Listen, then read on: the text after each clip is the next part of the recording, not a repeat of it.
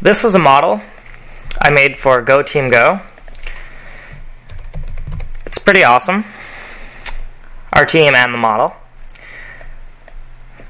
So what I just did is I entered the name of the model layer and executed my script, which is now converting all of the linking to bones.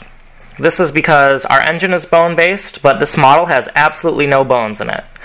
My model is basically linked to a rig, and I need to convert that linking to bones.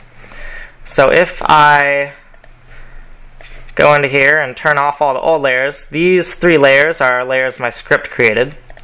If I select any of these objects, you're going to see a skin right here. So even though if I play this, it's behaving like it's linked up, but it's not actually linked up. It's actually skinning. So I'm going to stop this, and I'm going to hide the model layer. Okay, so a cool thing about this is because of the way I coded this, you know which frame the animation loops on because everything comes back together. All the bones just come back together nicely. Pretty awesome. And you're probably wondering, what the heck is with this mess of bones all in the center? And what the heck is with, well, you probably don't know because it wasn't that obvious. So, but yeah, let's go back to the model. The model, all of the pivots of the model are now at the origin. Every single thing I select at the origin. So why are the bones at the origin, and why are the pivots of the model at the origin? There's 2 reasons. One, all of the pivots of the model are at the origin so that the model doesn't explode when it gets exported, because the exporter in our game, it wants to put all the pivots at the origin, which, you know, makes sense. As for why the bones all have a pivot at the origin, that's because Max sometimes likes to glitch out on you, and it forgets where it was originally skinned.